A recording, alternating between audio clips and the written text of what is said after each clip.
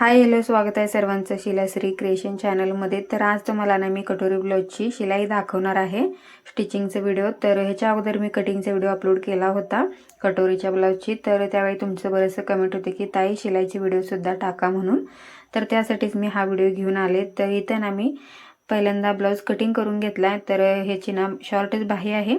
तर main fabric आणि अस्तर जसं कटिंग केलं ना तर तसंच मी इथं ठेवून दिलं होतं। तर आपली कटोरीची पार्ट आणि ही आहे बाजूची पट्टी, त्यानंतर ही आहे क्रॉस पट्टी आणि त्याच्यानंतर ना हा बॅकला मला थोडंसं डिझाइन करायचं आहे म्हणून मी आधीच गळा कट करून घेतला। सिंपलच डिझाइन करायचं आहे।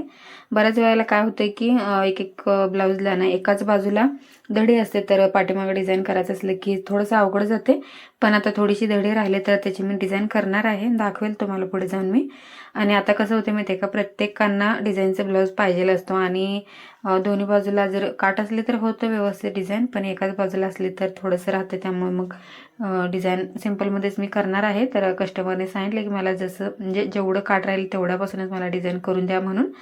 तर इथं ना पहिल्यांदा मी आपली कटोरीची पार्ट जोडून घेते।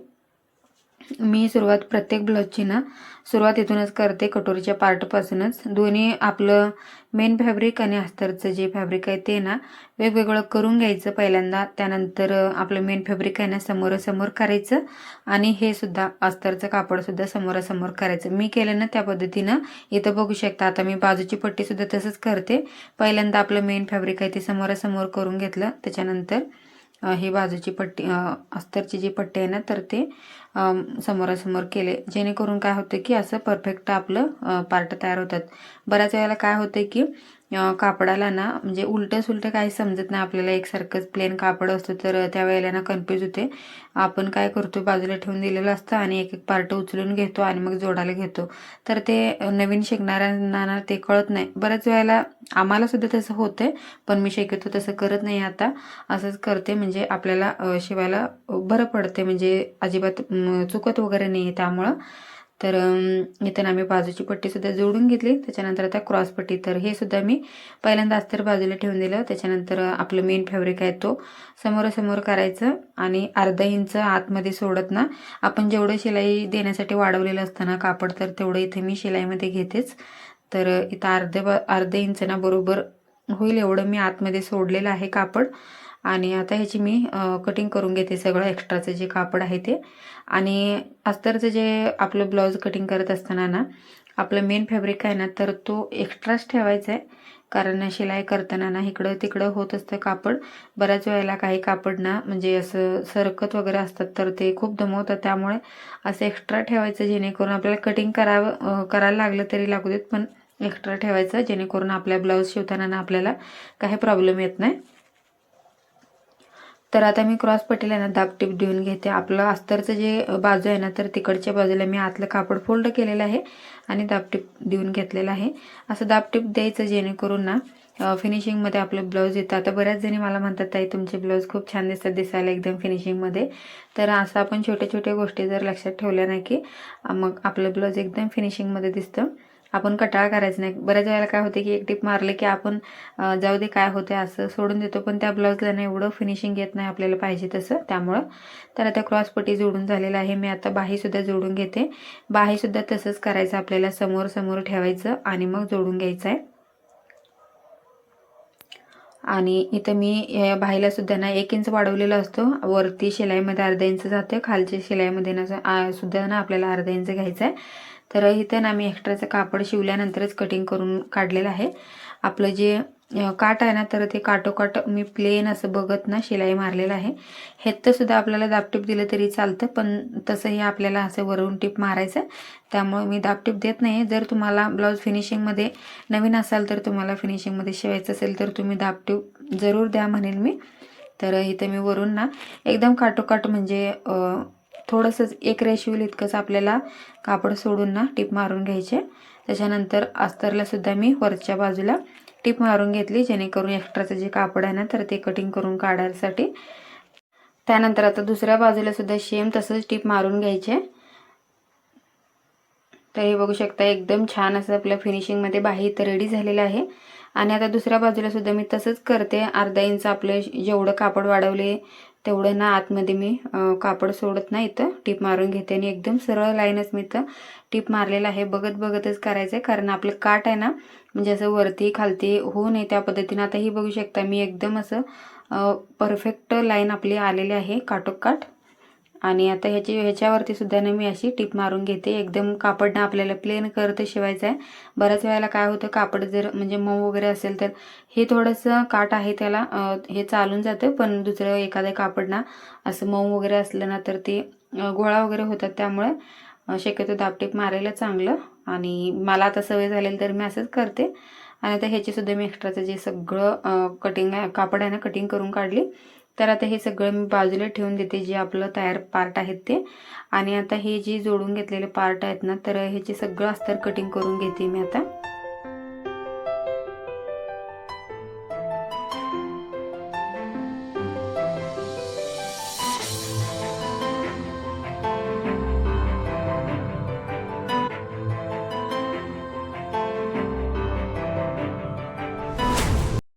आता इथे मी सगळ्या पार्टची ना एक्स्ट्राचं जे कापड आहे ते कटिंग करून काढलेलं आहे. आणि इथं बघू शकता आत्ताच आपलं कापड आहे एकदम फिनिशिंगमध्ये दिसते. असंच आपल्याला अस्तर जोडायचं आहे. आणि आता पहिल्यांदा मी कटोरीचं पार्ट आहे ना शिवून घेते. तर इथे ना 2.25 इंचावरती मार्क करून ना सरळ पण आपल्याला 3 इंचावरती मार्क करू शकतो. पण मी तसंच टिप मारते, तर तुम्ही नवीन असाल तर 3 इंचावरती मार्क करून ना कटोरीचं पार्ट तयार करू शकता. तर हे बघा एकदम छान असं पफ आलेलं आहे आपलं कटोरीचं पार्ट. त्यानंतर आता ही बाजूची पट्टी मी जोडून घेते. पहिल्यांदा खालून जोडायचे. खालून जोडलं नाही की वरती आपल्याला म्हणजे राहिलं नाही की कापड एक्स्ट्राचं थोडंफार होत असतं कमी जास्त, तर ते कटिंग करून काढायचं असतं. तर माझं सुद्धा इथं बघा थोडंसं एक्स्ट्रा आलेलं आहे कापड, तर ते मी कटिंग करणारच आहे, दाखवते तुम्हाला पुढे. तर मी ना डबल टिप मारून घेते. तर हे आपलं पार्ट रेडी झालेलं आहे. आणि दुसऱ्या पार्टला ना सेम तशाच पद्धतीचं सुद्धा मी टिप मारून ना इथं तयार करून घेतलेलं आहे. आणि आता जोडायची आहे क्रॉस पट्टी. तर कुठल्या बाजूला कोणती क्रॉस पट्टी आपल्याला बसते बघायचं आहे. आणि इथं मी जोडायला घेतलेलं आहे क्रॉस पट्टी. खाली क्रॉस पट्टी ठेवली.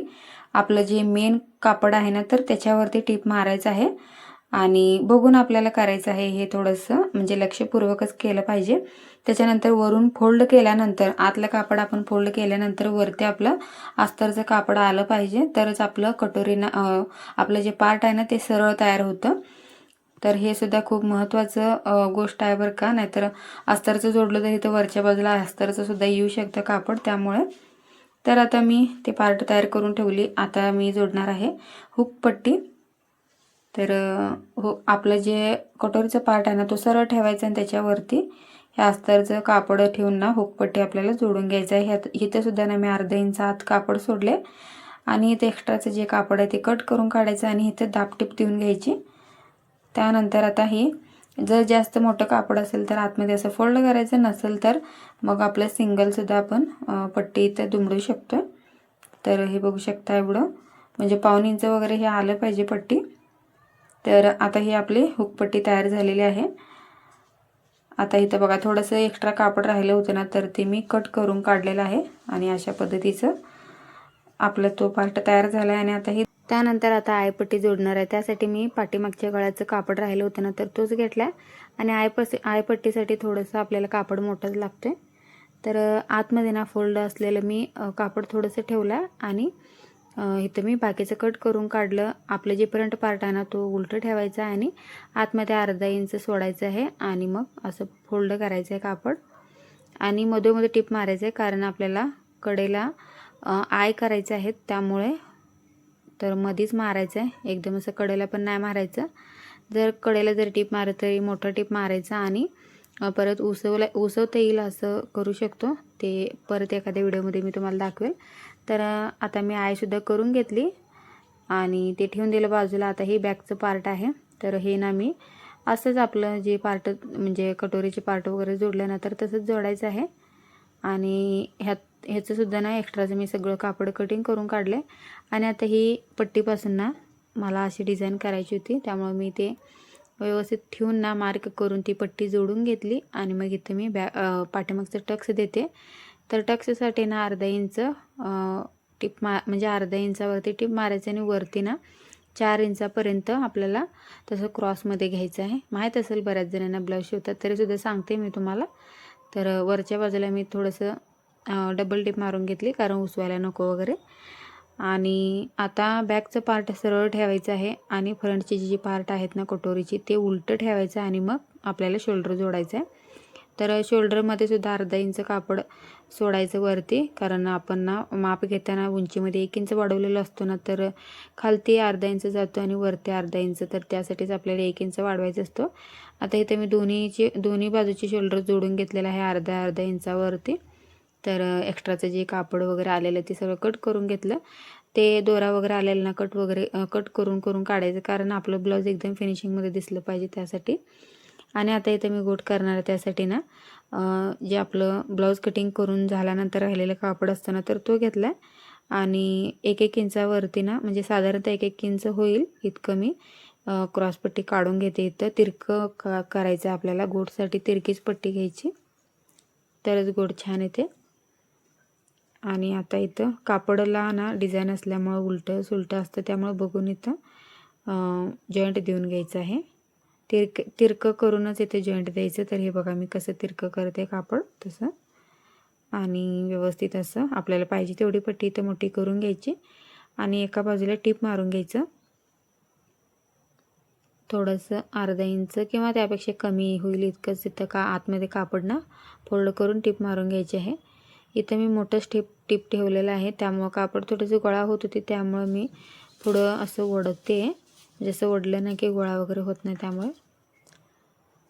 तर आता हे झाले आणि म्हणजे मध्ये ना आपलं जे कापड आहे ना ते एक्स्ट्रा म्हणजे जास्त झालेलं असतं, मग गोटची पट्टी ना असं पलटायची शक्यता असते, त्यामुळे व्यवस्थित लेवल करून घ्यायचं आहे. आणि आता इथं मी जोडते बघा. पुढच्या बाजूने ना थोडंसं फोल्ड केलं मी आतमध्ये आणि एक रेष होईल इतकंच आपल्याला बाजूला कापड ठेवून शिस्तीत असं ही पट्टी जोडून घ्यायचं आहे पूर्ण. ओढायचं नाही आहे, ओढलं की आपलं गोट व्यवस्थित येत नाही, त्यामुळे शिस्तीतच हे आपल्याला जोडून घ्यायचं आहे. आणि आता गोट कसं करायचं बघा. आपण जे आतमध्ये कापड सोडलेलं होतं ना 1 रेष होईल इतका, तर तो कापड आहे तसंच ठेवायचं आहे आणि मग कापड फोल्ड करायचं, म्हणजे एकदम आपलं गोट ना छान गोल असं येतो. आणि ही कापड आपलं पलटल्यानंतर तो आहे तसाच राहायला पाहिजे, म्हणजे तुमच्या लक्षात आलं असेल मी काय सांगते. आणि इथं बघू पण शकता मी कशा पद्धतीचं करते. तर आहे असंच कापड ना जास्त ओढायचं नाही, शिस्तीत आता गोट करताना ना जास्त पळवायचं नाही मशीन, म्हणजे शिस्तीत जोडायचं जेणेकरून व्यवस्थित येतं गोट. तर इथं बघा मी गोट करून घेतली. त्याच्या बाजूनी ना असं लेस लावून घेतलं, म्हणजे डिझाईन केलेलं होते ना मी इथे पट्टी लावून, तर अशा पद्धतीचं लेस लावून ते गोट म्हणजे गळा तयार झाला आपला डिझाईनचा. आणि आता खालची पट्टी बॅकची ना मी इथे जोडून घेणार आहे. तर इथं सुद्धा ना मी एक्स्ट्राचं जे आपलं अस्तरचं कापड असतं ना, तर तो कटिंग करून घेतला, कमीत कमी 1-2 इंच होईल इतकं. आणि इथं आतमध्ये ना म्हणजे खालच्या बाजूला अर्धा इंच होईल इतकं मी कापड सोडत ना टिप मारलेलं आहे. आणि इथं एक्स्ट्राचं जे कापड म्हणजे दोरा वगैरे आलेलं असतं, तर ते सगळं कटिंग करून काढलं. आणि इथं मी बॅकला ना दाबटीप देऊन घेते. हे बॅकला ना दाबटीप द्यायचंच, कारण त्याने ना फिनिशिंग छान दिसतो ब्लाऊजचं. मी प्रत्येक ब्लाऊजला देते. किती जर अर्जंट ब्लाऊज द्यायचं असलं तरीसुद्धा मी बॅकला दाबटीप देते, कारण फिनिशिंगमध्ये दिसतो आपलं ब्लाऊज त्यामुळे. आणि आपल्याला ना असं टिप मारून घ्यायचं, आतमध्ये कापड फोल्ड करायचं आहे. कमीत कमी 1 इंच होईल इतकी पट्टी आपल्याला करून ना दुमडून आतमध्ये फोल्ड करायचं. तर इथं बघा आपली पट्टी बॅकची तयार झालेली आहे. आणि आता मी बाही जोडून घेते. तर बाहीला ना आपण मध्ये पॉईंट दिलेलं शोल्डरची पट्टी असते ना, तर तिथून ना बघायचं आहे व्यवस्थित बाही येत्या का ते. थोडंसं कमी जास्त झालं तरी काय हरकत नाही. इथं थोडंसं ना कमी पडत होतं, जिथंपर्यंत आपली बाही आली तिथूनच आपल्याला ना शिलाई करायची आहे. नाहीतर मग आपण काठोकाठ जर शिलाई करायचं म्हटलं की मग पुढच्या बाजूला कापड कमी पडतं, त्यामुळे जिथंपर्यंत आले तिथूनच शिलाई करायची. आणि आता बघा इकडं दुसऱ्या बाजूलासुद्धा सेम तेवढंच कापड कमी पडले, पण काही हरकत नाही, आपलं फिटिंगमध्ये ते सरळ होणारच आहे, त्यामुळे जास्त काय म्हणजे कमी पडलेलं नाही आहे. जास्त जर कमी पडत असेल तर जॉईंट दिलं तरी चालतो आहे. आणि आता इथं बघा आपली बाही किती फिनिशिंगमध्ये जोडून तयार झालेली आहे. आणि आता इथं मी ना ब्लाऊज सरळच ठेवून इथं टीप मारून घेते आहे. आणि कापड ना इकडं एक वाकडं एक्स्ट्रा आलेलं आहे ना, तर ते सगळं मी कटिंग करून सरळ करून घेतलं. आणि ब्लाऊज उलटं करून ना अर्धा इंच सोडायचं आहे बाजूला, आणि मग एक सरळ लाईन मारून टीप मारून घ्यायची. व्यवस्थित कापड ना प्रेस करून ना इथं टीप मारायचं आहे. आणि त्याच्यानंतर आपल्याला ना फिटिंगची मापे टाकून व्यवस्थित ब्लाऊजची फिटिंग करायचं आहे. तर इथं ना एक्स्ट्राचा दोरा वगैरे आलेलं मी सगळं कटिंग करून काढते, कारण मला ना एकदम ब्लाऊज फिनिशिंगमध्ये लागतो. त्यामुळे कोणताही ब्लाऊज असते ते मी असंच करते, दोरा वगैरे आले की लगेच एकदम क्लीनच करून घेते ब्लाऊज. तर आता इथं आपलं फिटिंगची मापे मी टाकते. तर बाहीची फिटिंगची मापे होती 5.5 इंच आणि छातीची आहे 8.5 इंच. त्याच्यानंतर कमर घेरची, म्हणजे आपल्याला 3 मापे घ्यायचे असतात फिटिंगमध्ये, बाहीची, छातीची आणि कमर घेरची. तर ते मापे घेऊनच आपल्याला इथं फिटिंग करायचं आहे. आणि आता इथं बघा आपलं फिटिंगचं लाईन ना एकदम सरळ आलेलं आहे आणि त्याच्या बाजूला ना आतमध्ये एक्स्ट्रा 2 टीप मारायची. तर सेम त्याच पद्धतीचं दुसऱ्या बाजूला सुद्धा फिटिंग करायची आणि आपल्या इथं ना ब्लाऊज रेडी झालेला आहे एकदम फिनिशिंगमध्ये, फिटिंगमध्ये. तर अशा पद्धतीचं ना मी ब्लाऊज शिवते. सेम माझं जे पद्धत आहे ते तुम्हाला दाखवलेलं आहे. तर आता बघू शकता आपलं ब्लाऊज एकदम फिनिशिंगमध्ये छान असं रेडी झालेलं आहे. तर असंच ब्लाऊज बघण्यासाठी ना, शिलाईचे, कटिंगचे, स्टिचिंगचे व्हिडिओ बघण्यासाठी आपल्या चॅनलला सबस्क्राईब करा आणि व्हिडिओ आवडला असेल तर लाईक करा. परत भेटूया छानशी व्हिडिओसोबत. तोपर्यंत बाय.